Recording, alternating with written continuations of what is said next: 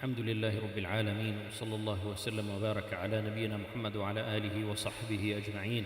رب اشرح لي صدري ويسر لي أمري واحلل عقدة من لساني يفقه قولي. اللهم علمنا ما ينفعنا وانفعنا بما علمتنا وزدنا علما. The first questioner today is asking, is hinna tabarruj for women? Can I not decorate my hand for my wedding? So it's permissible for a woman to put hinna on her hand and to decorate her hands for her wedding or for Eid or whatever, but it should not be seen by non-mahram men. That's the point, right? So if she's doing it and it's only seen by her husband or by others who are mahram to her or by other women, then that's fine, but it should not be seen by men who are not mahram to her. So if she has any decorations on her hand, if she has beautified herself in any way, then that is something that should not be seen by non-mahram men. So if she has henna on her hands and she has decorated her hands for her wedding or for Eid or whatever it may be, then when she's going outside and she's going to be seen by non-mahram men, she should make sure that she covers her hands, or she wears gloves, or she covers her hands, with her sleeves or whatever it may be, so that beautification will not be seen by non-mahram men. Next question is asking, are sisters allowed to wear shoes or sandals with ankles closed in ihram? Yes, sisters are allowed to wear regular shoes in ihram. There is no prohibition for sisters in that regard. The prohibition for wearing shoes in ihram is only for men. So for sisters, they can wear it. There's no problem at all. Next question is asking, some people say you can do the sa'i of Hajj on the 8th or the 7th of Dhu'l Hijjah, so you don't need to do it again on the 10th. Is this permissible? So if a person is doing Hajj Qiran or Hajj Ifrad, then in this type of a situation, when they come into Mecca and they make Tawaf al-Qudum, the Tawaf of entering Mecca, then they have the choice after that to do sa'i directly. And that sa'i, for a person who's doing Hajj Qiran, that sa'i would count as the sa'i of his Umrah, and it would also count as the sa'i of his Hajj. So he will not have to repeat sa'i again. When he does Tawaf al-Ifadah on the 10th of Dhu'l Hijjah, then he will not have to repeat sa'i again if he did his sa'i with Tawaf al-Qudum. But if he did not do his sa'i with Tawaf al-Qudum, he came into Makkah and he only did Tawaf, and he did not do sa'i, then he would have to do sa'i after Tawaf al-Ifadah of Hajj, right? So that sa'i, if it is done in advance, then it counts as the sa'i of Umrah, and it counts as the sa'i of Hajj for a person who is doing Hajj Qiran. And for a person who is doing Hajj Ifrad, then that sa'i, it counts as the sa'i of Hajj, because Hajj Ifrad is only Hajj. There's no Umrah with Hajj Ifrad, right? So if he does Tawaf al-Qudum, he does the entrance Tawaf, and then he does sa'i before the days of Hajj start, then that sa'i will count as the sa'i of his Hajj. But then when he does Tawaf al-Ifadah on the 10th of Dhu'l Hijjah, he will not have to repeat sa'i again, because he already did it before. But if he didn't do it, he only did Tawaf when he entered Mecca, then he will have to do the sa'i of Hajj after Tawaf al-Ifadah. So basically there are two ways to do it. There are two ways to do it for a person who's doing Hajj Ifrad or Hajj Qiran.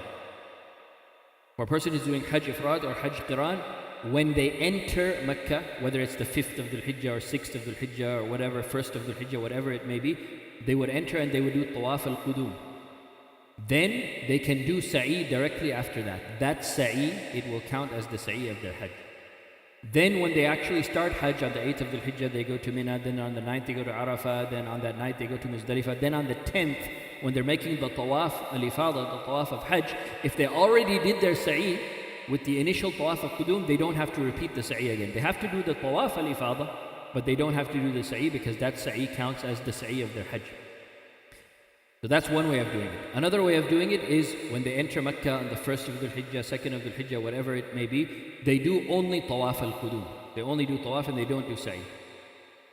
Then when Hajj starts on the 8th, they're in Mina, the 9th they're in Arafah, on the 10th when they do their Tawaf al-Ifadah, they have to do their Tawaf al-Ifadah, which is Tawaf of Hajj, and they also have to do sa'i after that, because they didn't already do the sa'i in advance, right? So those are the two ways of doing it. You can do Tawaf al-Qudum with sa'i, and then for Hajj, just do Tawaf al-Ifadah, and you don't have to repeat sa'i. Or you can do Tawaf al-Qudum without sa'i, And then when Hajj starts, you do Tawaf al-Ifadah, and then you do Sa'i after that. Right? So those are the two ways of doing it. This only applies to a person who is doing Hajj al-Ifrad or Hajj al-Qiran. As for a person who's doing Hajj Tamattu', then everything is separate. The Umrah is separate and the Hajj is separate. So for Hajj Tamattu', there's a Umrah and a Sa'i. There's a Tawaf and Sa'i for Umrah, which is separate. And then there's a Tawaf and Sa'i for Hajj, which is separate. So for a person who's doing Umrah, Hajj Tamattu', then they will have 2 Tawafs and 2 Sa'is. Tawaf and Sa'i of Umrah, and then Tawaf and Sa'i of Hajj. The next question is asking, generally in our tour, the animal slaughter will be done by about 5 or 6 p.m. on the 10th of Dhu'l Hijjah, based on what they informed us. So in this case, can we get out of Ihram by stoning Jamratul Aqaba and cutting our hair earlier in the day, or do we have to wait until the animal is slaughtered? So the animal being slaughtered has nothing to do with you getting out of your Ihram. You can get out of your Ihram when you do 2 out of 3 things. Those 3 things that if you do 2 of them, you will be out of Ihram are stoning Jamratul Aqaba, cutting your hair, and making Tawaf al-Ifadah. So if you do 2 of these things, then you can get out of your Ihram. So for example, if you stone Jamratul Aqaba and then you cut your hair, that's it, you're out of Ihram then. Right? You can put on your regular clothes and do Tawaf with your regular clothes. Or if you stone Jamratul Aqaba and then you go and do Tawaf, right? Then you're out of Ihram. You can cut your hair and you're out of Ihram. Right? So as long as you do 2 out of 3 of these things, right? Then you can be free of the restrictions of Ihram. And the slaughtering of the hadi, the slaughtering of the sacrificial animal of Hajj, it has nothing to do with it. So whether that's done earlier or whether that's done later, whether that's done at 5 o'clock or 6 o'clock before you do Tawaf or after you do Tawaf, there's no harm in that at all, because that doesn't have anything to do with you getting out of the restrictions of Ihram. Next questioner is asking, similarly, once the animal slaughter is done by 6 p.m. and we leave for Mecca for Tawaf the same day, given the traffic and the rush, it would be normal to assume that we start Tawaf after Isha and dinner. So by the time we get back to, the questioner mentions Muzdalifah, but I think you meant Mina, because after Tawaf al-Ifadah, you're not going to go to Muzdalifah. You already finished Muzdalifah. You're going to go back to Mina after that. It may be more than midnight or close to Fajr. It may be 3 or 4 a.m. Is that permissible, or does it mean we missed the wajib of staying at least half the night in Mina, so we have to give kafara? So it is wajib to stay most of the night in Mina, meaning more than half of the night in Mina. If you spent less than half of the night in Mina, then that requires an expiation. But that only applies for a person who had the ability to spend half the night in Mina and still didn't do it. But if a person was trying to get back to Mina, but it was too crowded, the streets were full and it was too slow and they were not able to get back to Mina in time, they tried to, but they weren't able to, then this person is excused. There is no kafara, there's no expiation on this type of a person. So if you tried to get to Mina, but you were delayed in getting to Mina by circumstances that were not under your control, and of course it is very crowded, right? And it's very difficult to move during Hajj time. The speeds are very slow, right? So it may take hours and hours to get from the Haram to Mina. So if a person, they did their best, they did whatever they were supposed to do, but by the time they got to Mina, more than half of the night was already gone, and this was because of circumstances beyond your control, then you're excused and there's no kafara upon you in this type of a situation. But if you were waiting for your animal to be slaughtered before you go and make tawaf, you don't need to do that. You can go ahead and you can make your tawaf earlier in the day, even if your animal has not been slaughtered yet. So from what I understand from the question, the questioner is waiting for the animal to be slaughtered at 6 p.m. before you go and make tawaf. You don't really need to do that. You can go and make your tawaf earlier, even if your animal has not been slaughtered yet. You can go ahead and make your tawaf, and even if your animal is slaughtered after you have made tawaf, then that is fine. That'll save you time, and that'll make it easier for you to get back to Mina in time to make sure that you spend half the night over there. The next question is asking, for sisters, if they get their monthly cycle during the first Umrah and are not able to perform tawaf before the 8th of Dhul Hijjah, since their monthly cycle continues into the Hajj days, do such sisters perform 2 tawafs after the Hajj days and after their cycles are over, the tawaf of Umrah and the tawaf of Hajj? What is the ruling for such sisters to perform Hajj tamattu? Okay, this is a very good question. And it's a question that the sisters should understand how to deal with this type of situation. So if a woman has gone for Hajj and her intention is to do Hajj tamattu, which means that once she gets to Mecca, whether it's on the 3rd of Dhul Hijjah or 4th of Dhul Hijjah, whenever she gets to Mecca, she's going to do Umrah, she's going to do Tawaf, and she's going to do Sa'i. Then she'll be out of Ihram, and then when Hajj starts, she will put on her Ihram again and do Hajj. That's the regular way of doing Hajj Tamattu. But what happens if a woman is in her monthly cycle when she reaches Mecca? Or she has put on her Ihram, and then her monthly cycle comes before she's able to do the Tawaf and the Sa'i of Umrah. Then what is she supposed to do in this type of situation? And her cycle will last until the time of Hajj starts. Hajj will start and she will still be in her cycle. What is she supposed to do in this type of situation? If she's not purified until maybe the 10th of Dhul Hijjah or the 11th of Dhul Hijjah, what should she do in this type of situation? Because she can't do the Umrah, she can't do the Tawaf and the Sa'i of Umrah because of her situation. So what is she supposed to do in this type of situation? In this type of situation, she converts her Hajj Tamattu' into Hajj Qiran. She converts the Hajj Tamattu' into Hajj al-Qiran in this type of situation. So she will arrive in Mecca, and because of her situation, she will not be doing the Tawaf and the Sa'i of Umrah when she arrives. So let's say she arrived on the 3rd of Dhul Hijjah, and the plan was that she's going to make Tawaf and Sa'i when she arrives because she was going to do Umrah of Tamattu'. But now she can't do that because of her cycle. So she will not make the Tawaf and Sa'i, and she will remain in her Ihram until Hajj starts. Right? And even if she's still in her cycle when Hajj starts, no problem. You can still go to Mina, you can still go to Arafat in the cycle, there's no problem with that. Then once she is purified, even if it's not on the 10th of Dhul Hijjah, if she gets purified, let's say on the 11th of Dhul Hijjah or even on the 12th of Dhul Hijjah, then she will make her Tawaf al-Ifadah and her Sa'i, and that Tawaf and Sa'i will count as the Tawaf and Sa'i of Umrah or Qiran, and also the Tawaf and Sa'i of Hajj or Qiran. So she basically converted the Hajj Tamattu' into Hajj Qiran. And now she has one Tawaf which covers the Tawaf of Umrah and the Tawaf of Hajj.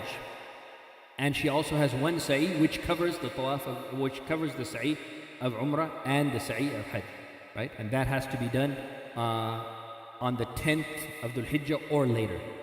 It cannot be done, of course, before the 10th of Dhul Hijjah. That has to be done on the 10th of Dhul Hijjah or the 11th or the 12th or, whenever she gets purified. But the earliest that she can do that would be the 10th of Dhul Hijjah, and that would count as both her Umrah and her Hajj will be combined. And that means that she has converted her Hajj Tamattu' into Hajj al-Qiran. So that's how a sister in that type of situation would deal with this type of situation. Next questioner is asking, if a practicing Muslim man is extremely afraid of being a hypocrite, then what should he do? How to protect from this even unknowingly? If I'm not mistaken, I believe that a Sahabi radiallahu anhu went to see Abu Bakr radiallahu anhu and told him that he is afraid of hypocrisy. Then they went to see the Prophet sallallahu alaihi wasallam. I do not remember what the Prophet sallallahu alaihi wasallam told them. Could you please help me? Alright, so having fear of nifaq, it's a sign of goodness in a person, because a real munafiq won't care that he's a munafiq. But a person who has fear of being a munafiq, that means this person actually has iman. This person actually has iman. And the scholar of the Tabi'een, Ibn Abi Mulayka rahimahullah, he said, إني أدركت 30 من أصحاب النبي صلى الله عليه وسلم كلهم يخاف النفاق على نفسه. He said that I met 30 companions of the Prophet sallallahu alaihi wasallam, and every single one of them feared nifaq, feared hypocrisy for himself. So the companions of the Prophet sallallahu alaihi wasallam, they had this fear of hypocrisy, right? So having a fear of hypocrisy is something that's good. And the Sahaba radiallahu anhum, they used to make this dua, Allahumma inni a'udhu bika min khushu'in nifaq. Oh Allah, I seek refuge in you from having what is known as khushu' an-nifaq. Khushu' an-nifaq means like a person outwardly, it seems like he has such dedication and sincerity and focus in his ibadah, but on the inside, there is no sincerity there. right? So it looks like this person is sincere, but in reality, what is in his heart is different from that which is apparent. So this is called khushu' and nifaq.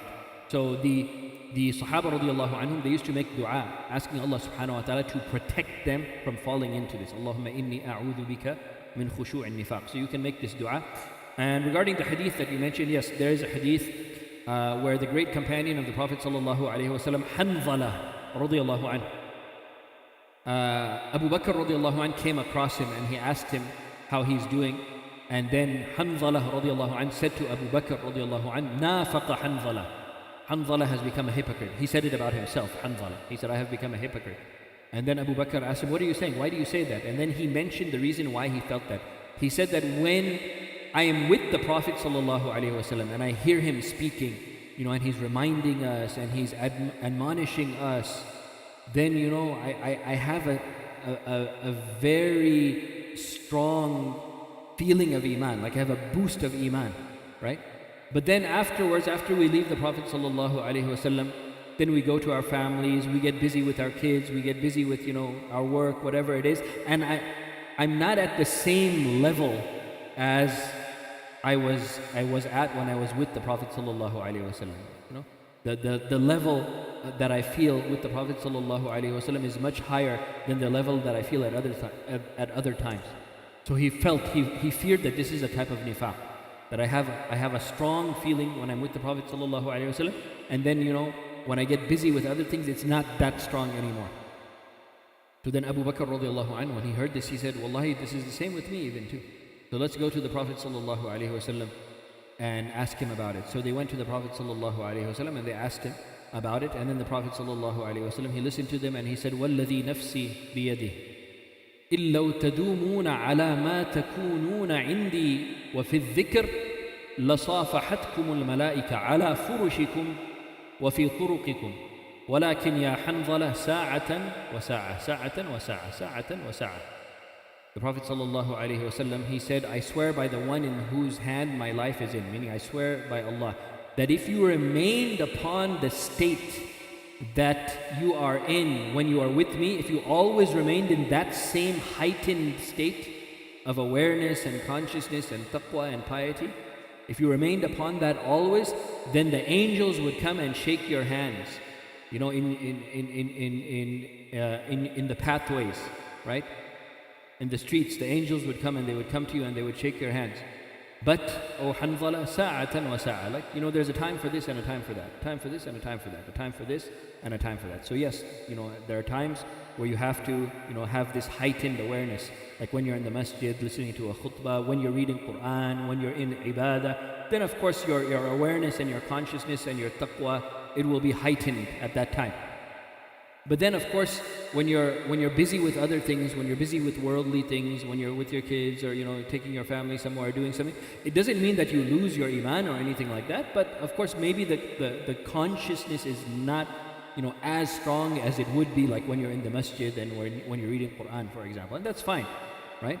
So the Prophet sallallahu alaihi wasallam, he said, "Sa'atan wa sa'a." There's a time for this and a time for that, right?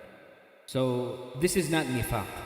This is just the natural state of human beings. So you don't have to worry, about that being a type of hypocrisy. This is not hypocrisy, right? But being worried about hypocrisy in general, being worried about falling into nifaq, this is something that's good. And actually, it's a sign of iman. And if a person doesn't fear hypocrisy for himself, that means this person has become a hypocrite. That's a sign that the person has hypocrisy in him. If he doesn't fear hypocrisy for himself, it means that he has fallen into a type of hypocrisy. So having this fear of hypocrisy is actually a healthy fear. Don't go too extreme in it, but always be aware of it and ask Allah subhanahu wa ta'ala for protection from hypocrisy. Next questioner is asking, I was listening to a Muslim scholar's lecture and he said Allah reveals himself or speaks himself to mankind or through intermediaries. But in Surah Al-Baqarah, Allah subhanahu wa ta'ala, it's mentioned that Allah subhanahu wa ta'ala spoke to some. So do we believe that Allah subhanahu wa ta'ala spoke to mankind directly? Allah subhanahu wa ta'ala, He spoke to some prophets directly, yes. Musa alayhi salam is a famous example of that, where Allah subhanahu wa ta'ala says, وَكَلَّمَ اللَّهُ مُوسَى تَكْلِيمًا. And Allah subhanahu wa ta'ala, He spoke to Musa alayhi salam with speech. So Allah subhanahu wa ta'ala, He actually spoke with Musa alayhi salam without any intermediary. And He spoke to our Prophet Muhammad sallallahu alayhi wasallam without intermediary as well. Allah subhanahu wa ta'ala says, تِلْكَ الرُّسُلُ فَضَّلْنَا بَعْضَهُمْ عَلَى بَعْضٍ مِّنْهُمْ مَنْ كَلَّمَ اللَّهُ وَرَفَعَ بَعْضَهُمْ دَرَجَاتٍ. That these are the messengers. Allah subhanahu wa ta'ala favored some over others, and from amongst them there are those whom Allah subhanahu wa ta'ala spoke with. There are those whom Allah subhanahu wa ta'ala directly spoke with. So yes, there are prophets from the prophets of Allah and messengers from the messengers of Allah that Allah subhanahu wa ta'ala directly spoke to without any intermediary. So many times the revelation of Allah subhanahu wa ta'ala would come through the angel Jibreel. Sometimes the revelation of Allah subhanahu wa ta'ala would come through a dream to prophets, right? They would receive wahi through dreams. They would receive a revelation through the intermediary of Jibreel alayhi salam. And sometimes Allah subhanahu wa ta'ala would directly talk to some of the prophets, right? So the fact that Allah subhanahu wa ta'ala spoke to some prophets, yes, this is something that is true, and it is something that is confirmed by the Quran, that Allah subhanahu wa ta'ala spoke to some of the messengers. The next questioner is asking, I pray Isha Salah in congregation at the masjid, but I wait until late at night, maybe an hour before the adhan of Fajr, to pray the 2 sunnah and the witr. Are these prayers considered tahajjud, or should I pray separate and specific raka'at for tahajjud? Alright, so the sunnah prayer after Isha, the ratiba, after Salat al-Isha, the 2 rakats that you pray after Salat al-Isha, that's not considered part of Qiyamul Layl. That's not considered part of tahajjud. That is connected actually with the Isha prayer. So you should pray that after the Isha prayer. Like you should pray the fard prayer of Isha, and then if you stay in the masjid, pray your 2, you can pray it in the masjid, or when you go home, you pray it at home, right? But it's better not to delay that 2 sunnah prayer until the last part of the night. Rather, you should pray it before midnight, because it is better that a person prays the Isha prayer and whatever is connected to the Isha prayer before the middle portion of the night. So you should pray that 2 sunnah prayer before midnight, right? And as for tahajjud, that is separate from the Isha prayer, right?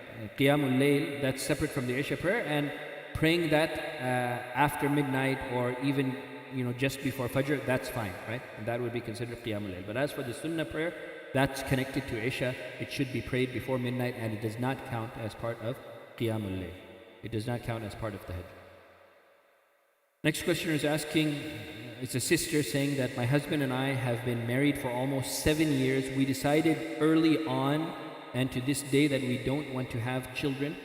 I'm 39 years old, so I don't even know if it's still possible for me to have children. I never asked my doctor, but we're actively preventing it with birth control. Will we get sins for not wanting to have children or not having children? All right.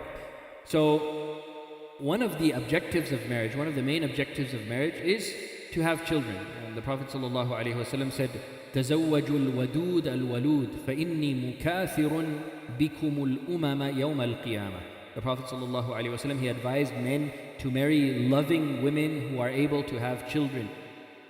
And he mentioned the reason for this. He said, because through you, I want to have the biggest of ummas on Yawm al-Qiyamah. Through you having children, I want to have the largest ummah on Yawm al-Qiyamah, right? So it's one of the objectives of marriage to have children, right? All right. Now, if a husband and a wife get married and they both agree that they don't want to have children for some reason, right? They decide that they both don't want to have children.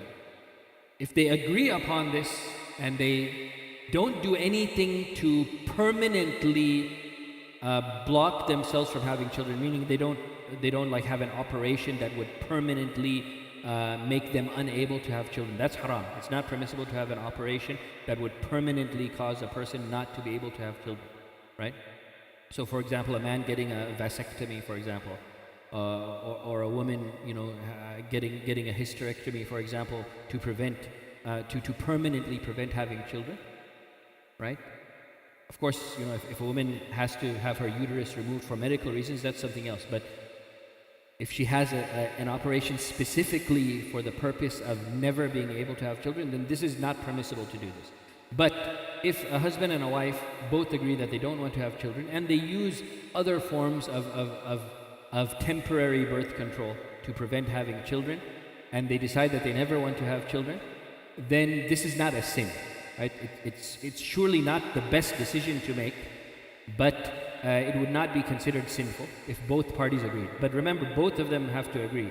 If the husband wants to have children, then this is his right, and the wife cannot deny him of this right. And if the wife wants to have children, then the husband cannot deny her of this right. So it is the right of both partners, the husband and the wife, that if they want to have children, they should be able to have children. But if both of them agree that they don't want to have children, and they're both pleased with this decision, and they're both happy with this decision, and they don't use any type of permanent form of birth control, they're only using, temporary forms of birth control, then this would not be sinful. Even though we say this is not advisable, or it's not encouraged to have this type of attitude of not wanting to have children, at the same time, the ulama have said it's not considered a sin. The husband and the wife would not be considered sinful if they do not want to have children. The next question is asking, can Muslims celebrate or participate in non-religious celebrations like Juneteenth that falls every year on the same day? I know that there's a ruling on not celebrating anything that falls on the same year every year. What if we share awareness about the history behind Juneteenth on social media? Is that considered as participating in it? So any of these yearly celebrations, whether it's Juneteenth or Thanksgiving or Mother's Day or Father's Day or whatever it may be, as Muslims we should not celebrate any of these things at all, right? Don't commemorate them. Just consider these days as regular days. Don't put any special posts on social media commemorating these days, because that is a form that's a form of commemorating the day. Anything that you do that shows that you are giving importance to this day, you're giving special significance to this day, whether it's even just a simple post on social media or whatever it may be, it shows that you are celebrating this day in some form.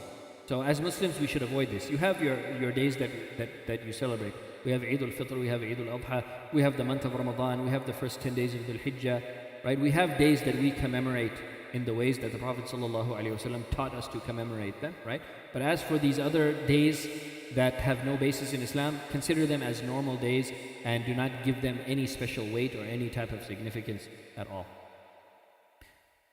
The next questioner is asking, if a brother did Hajj and did the stoning on the 10th day of Dhu'l Hijjah, then went for Tawaf al-Ifadah in Ihram clothing, and only then shaved his head, is it permissible? Does he have to offer a fidyah?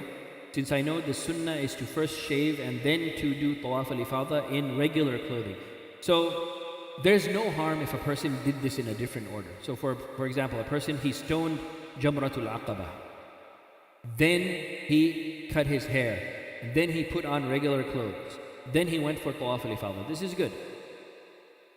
But if another person, he stoned Jamratul Aqaba, and then he didn't take off his ihram, but he went straight to the haram and he did Tawaf al-Ifadah and Sa'i with his ihram, and then after that he shaved his hair, this is also fine. There's no problem in this, and there's no fidyah, there's no kaffara in this type of a situation at all. And when the Prophet ﷺ made Hajj,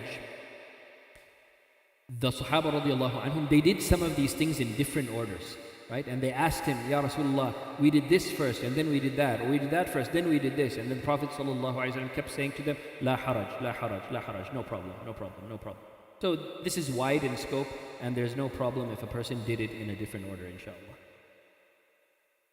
The next question is asking, is it allowed to take pictures of the Kaaba and holy sites of Hajj? Yeah, there's no harm in doing this. If a person takes a picture of the Kaaba, or a person takes a picture of Arafat, or takes a picture of Mina, then inshallah there's no harm in doing this. But don't get too engrossed in doing these things. The reason why you're there is for ibadah, right? So don't become like a professional photographer there and do a photo shoot. There's no need to do any of those type of things. But taking a quick picture with your phone, a quick snapshot, there's no problem in doing that at all, inshallah.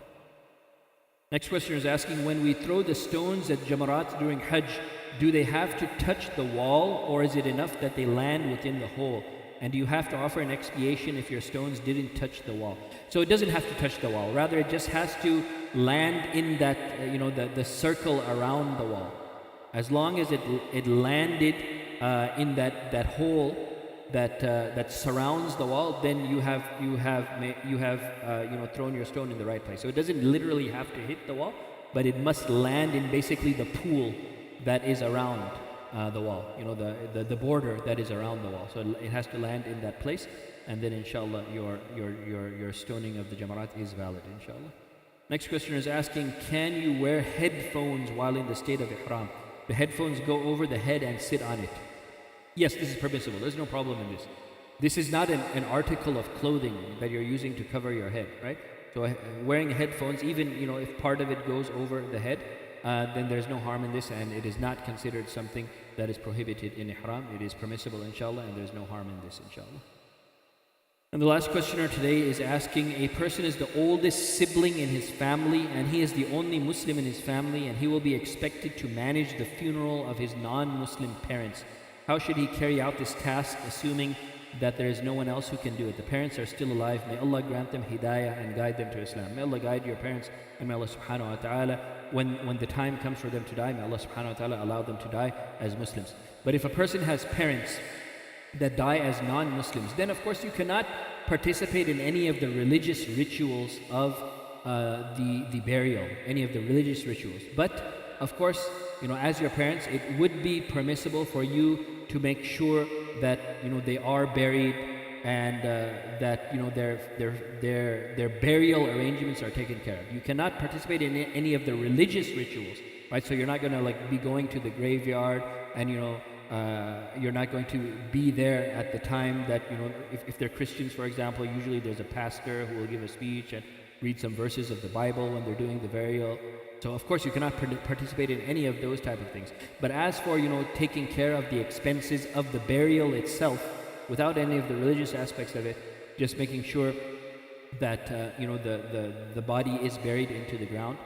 If you take care of those arrangements financially without participating in any of the religious aspects of the burial, then inshallah this is something that you can do, and there is no harm in doing this. And we ask Allah subhanahu wa ta'ala to show us the truth as the truth and allow us to follow it, and we ask Allah subhanahu wa ta'ala to show us falsehood as falsehood and allow us to stay away from it, and we ask Allah subhanahu wa ta'ala to keep us upon the path of His obedience always. Ameen. Barakallahu feekum, wallahu a'lam, wa sallallahu wa sallam wa baraka ala nabiyyina Muhammad wa ala alihi wa sahbihi ajma'in.